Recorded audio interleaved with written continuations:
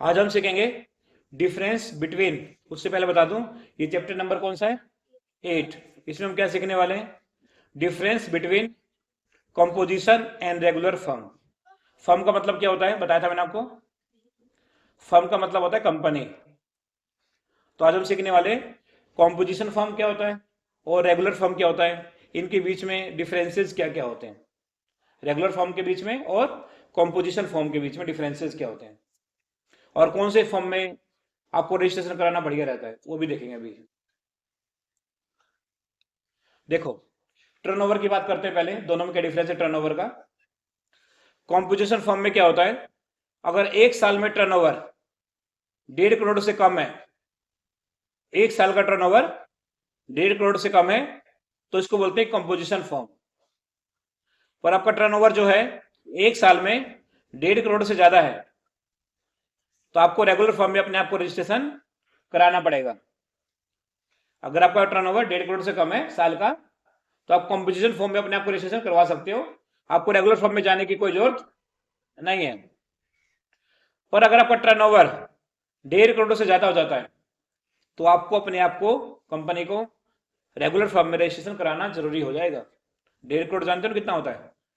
अगर आपकी सेलिंग मान लो महीने की 15 लाख रुपए है, तो 12 महीने में 1 करोड़ 80 लाख हो जाएगी। तो आपको अपने आप को रेगुलर फॉर्म में रजिस्ट्रेशन करवाना पड़ेगा कंपनी को। पहला डिफरेंस क्या हो गया टर्नओवर का। दूसरा डिफरेंस क्या है, देखो, ऑप्शनल रजिस्ट्रेशन का। कॉम्पोजिशन फॉर्म में क्या होता है, एक साल का टर्नओवर 1.5 करोड़ से कम है, फिर भी आप रेगुलर फॉर्म में अपने आप को रजिस्ट्रेशन करवा सकते हो, ये भी रूल होता है।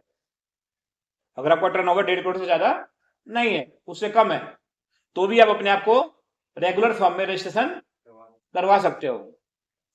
रेगुलर फॉर्म में देखो, अगर फर्म कॉम्पोजिशन में है और सेल 1.5 करोड़ से ऊपर चली गई है, तो आपको कॉम्पोजिशन फॉर्म से रेगुलर फॉर्म में रजिस्ट्रेशन करवाना अनिवार्य है। अगर आपका मान लो कंपनी जो है कॉम्पोजिशन फॉर्म में था पहले, उसका टर्नओवर पहले 1.5 करोड़ से कम था, पर अब उसका टर्नओवर जो है 1.5 करोड़ से ज्यादा चला गया है, पर कंपनी अभी भी किस में है, कॉम्पोजिशन फॉर्म में है, तो आपको इसको रेगुलर फॉर्म में करवाना पड़ेगा, कॉम्पोजिशन से रेगुलर में, क्योंकि आपका टर्नओवर जो है 1.5 करोड़ से ज्यादा चला गया। तो बड़ी कंपनी जो होती है वो इसको बोलते हैं रेगुलर फॉर्म। जो छोटी कंपनी होती है उसको बोल सकते हैं आप कॉम्पोजिशन फॉर्म, जिनका टर्नओवर 1.5 करोड़ से कम है। 1.5 करोड़ टर्नओवर का मतलब ये नहीं कि 1.5 करोड़ प्रॉफिट है, 1.5 करोड़ का माल बेचा इन्होंने साल में, इसका मतलब ये है।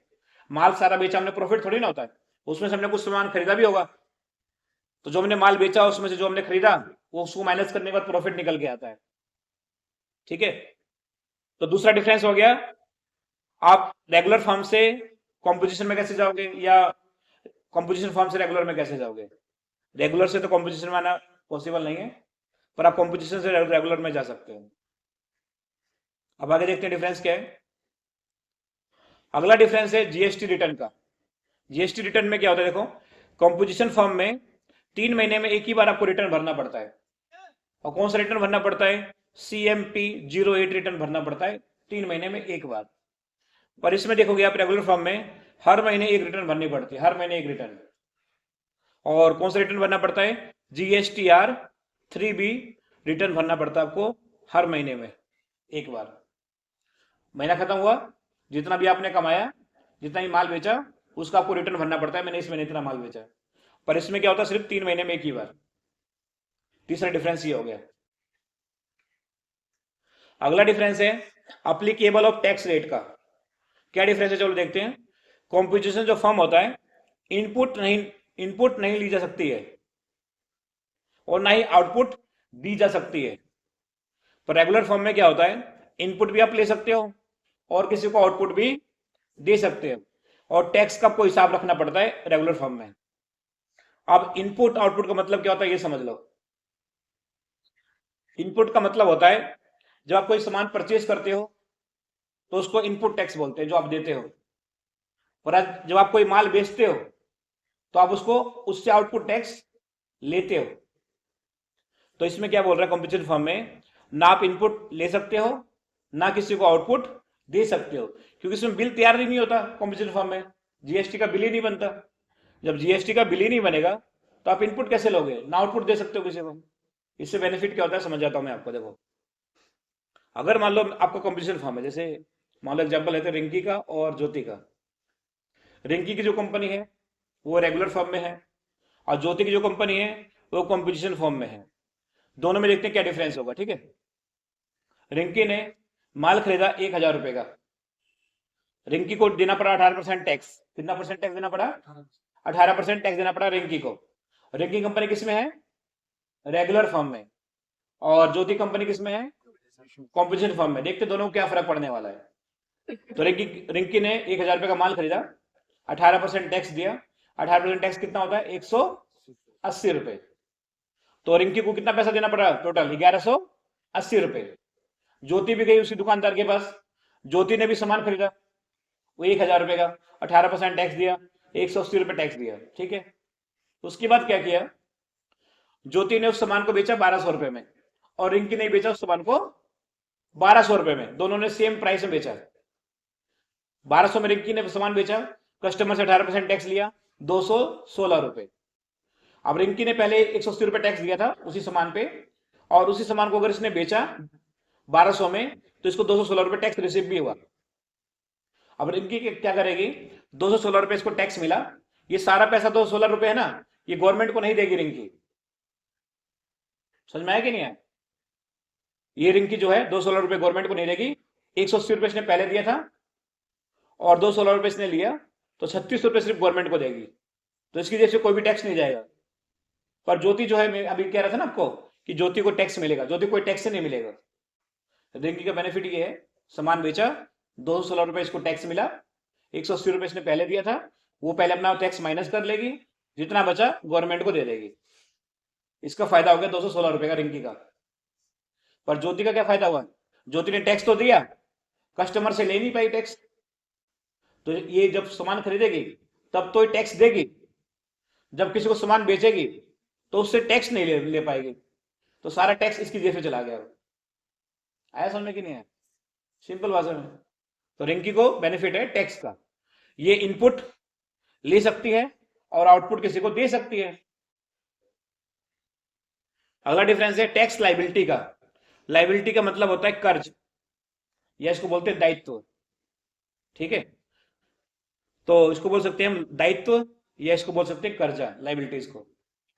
तो टैक्स लाइबिलिटीज देखते हैं क्या होता है इसमें डिफरेंस। कॉम्पोजिशन फॉर्म में क्या होता है? जितना भी आपने सेल किया, जितना भी आपने सेल किया, आपको 1% टैक्स देना पड़ता है उसमें। अगर आपने मान लेते हैं पूरे महीने में 30,000 रुपए का माल बेचा, तो 30,000 रुपए का आपको 1% किसको देना पड़ेगा? किसको दोगे बताओ? अरे भैया गवर्नमेंट को दोगे या पड़ोसी को तो दोगे? तो जितना भी आप माल बेचोगे उसका 1% किसको दोगे? गवर्नमेंट को दोगे। यानी अगर आपने सेल किया 30,000 रुपए का, 1% होता है इसका 3,000 रुपए। 3,000 रुपए गवर्नमेंट को देना पड़ेगा।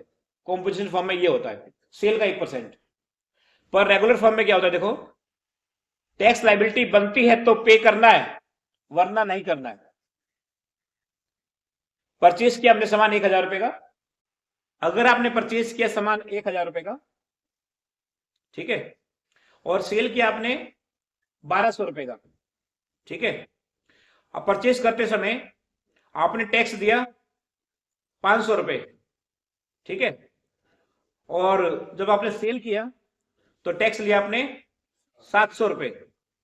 तो 700 रुपए आपने दिया, सॉरी 700 रुपए आपने लिया, टैक्स लिया, और 500 रुपए आपने टैक्स दिया। तो 700 में से 500 रुपए माइनस करके आप 200 रुपए गवर्नमेंट को दे दोगे इस केस में। पर अगर मान लो हमने यहां पे सामान खरीदा 2,000 रुपए का, 1,000 की जगह हमने सामान खरीदा 2,000 का, और टैक्स दिया हमने 1,000 रुपए मान लेते हैं, और आपने सेल किया 1,200 रुपए का, और टैक्स लिया कस्टमर से कितना? 700 रुपए का। तो आपने पहले 1,000 रुपए टैक्स दिया था और 700 रुपए कस्टमर से टैक्स लिया, तो गवर्नमेंट को कोई टैक्स देना है? नहीं देना, क्योंकि आप 1,000 रुपए टैक्स पहले दे चुके हो, और कस्टमर से अभी तक आपने कितना लिया है? 700 रुपया है, 700 रुपए लिया है। तो 300 रुपए तो आप ही का बाकी है गवर्नमेंट के पास। इसमें क्या होता है, जितना आपने टैक्स दिया है और जितना हमने टैक्स लिया है, जितना हमने पहले टैक्स दिया उसको माइनस करके जितना बचा वो टैक्स देना होता है। हमने तो 1000 रुपये टैक्स दिया है और साथ ही 100 रुपये लिया है, 300 रुपये तो हमारा और बाकी है गवर्नमेंट के पास, हमें भरने की जरूरत नहीं है। पर कॉम्पिटिशन फर्म में क्या होता है, 1% टैक्स आपको भरना ही पड़ेगा। समझ में आ रहा है कि नहीं? वही चीज आगे दोबारा, इसमें आपको 1% टैक्स भरना पड़ता है। अब यहां पर देखो, परचेज किया हमने 1000 रुपए का, 500 रुपए हमने टैक्स दिया, और सेल किया हमने 800 रुपए का, और 300 रुपए टैक्स लिया बस। तो भैया 500 रुपए आप टैक्स पहले दे चुके हो और 300 रुपए आपने लिया है, तो 200 रुपए तो आप ही का डिपॉजिट है गवर्नमेंट के पास, ये लिखा हुआ है, तो आपको टैक्स भरने की जरूरत है नहीं। किसको? रेगुलर फर्म में। पर अगर कॉम्पोजिशन फर्म होता, जितना भी हमने सेल किया उसका 1% गवर्नमेंट को पे करना होता है। इतना समझ में आया कि नहीं अभी तक? करें आगे?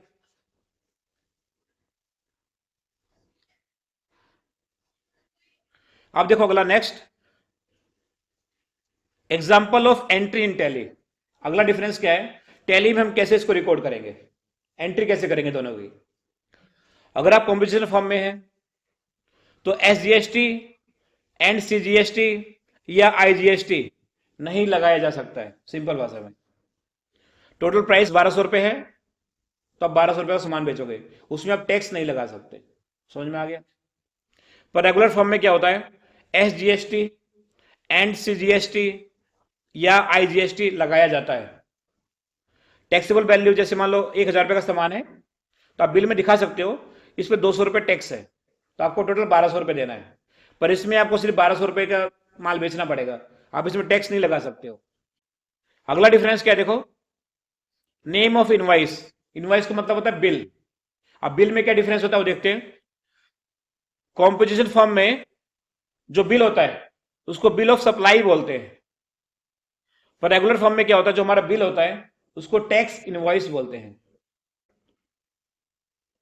अगला डिफरेंस है एडवांटेज क्या है दोनों में, किसमें ज्यादा एडवांटेज है वो देखते हैं। कॉम्पोजिशन फॉर्म में क्या होता है, अकाउंट मेंटेन करना आसान है और 3 महीने में आपको एक ही बार रिटर्न फाइल करना है, ये बेनिफिट है इसमें। रेगुलर फॉर्म में क्या बेनिफिट है देखो, कोई फर्म इनपुट लेने के लिए भी जीएसटी बिल मांगे तो आप दे सकते हो। अब आगे क्या देखो, डिसएडवांटेज क्या है दोनों में डिसएडवांटेज क्या है वो देखते हैं। कोई फर्म, कॉम्पोजिशन फर्म की बात कर रहा हूं मैं अभी, कोई फर्म इनपुट लेने के लिए भी जीएसटी का बिल मांगे तो आप दे ही नहीं सकते, क्योंकि आप कौन से फर्म में हो, कॉम्पोजिशन फर्म में हो। पर रेगुलर फर्म में क्या होता है, हर महीने एक रिटर्न लगाना पड़ता है, साथ ही अकाउंटिंग में भी काफी ध्यान रखना पड़ता है। हम किस फर्म में काम करने वाले हैं यहां पे भी लिखा हुआ है, कॉम्पोजिशन फर्म में काम करेंगे या हम रेगुलर फर्म में काम करेंगे। हम काम करना सीखेंगे रेगुलर फर्म में।